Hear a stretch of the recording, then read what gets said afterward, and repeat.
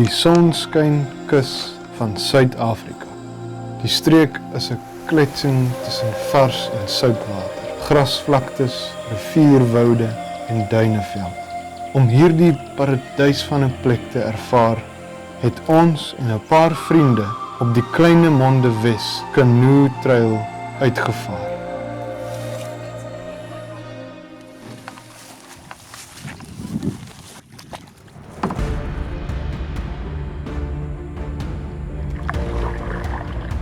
Wat 'n vreugde was dit nie, om weer die sproei van die spaan in my gesig te voel en die natuur skoon oor die boeg van my boot te aanskou.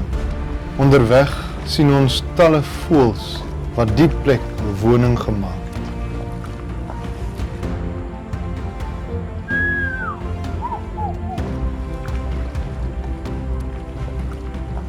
Na sowat 8 kilometer is ons armpies lam geroei en kom ons te land by die tweede deel van die roete.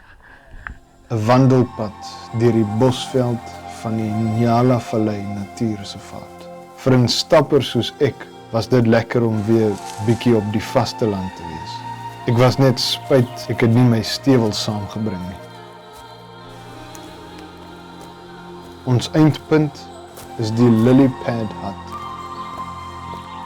Dit was nou een van die top oornaghitte waarin ons al geslaap het.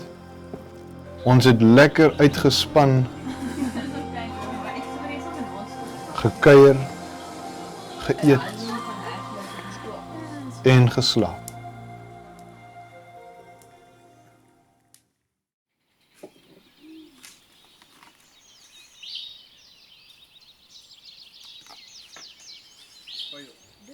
Die nuwe môre groet ons drink 'n koffietjie en val in die pad.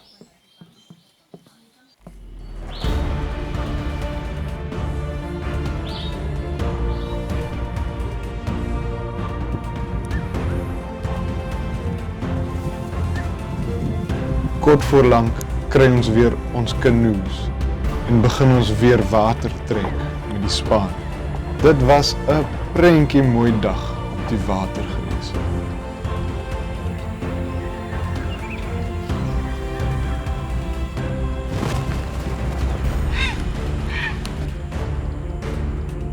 Om die laaste draai sien ons weer die dorpie voor ons.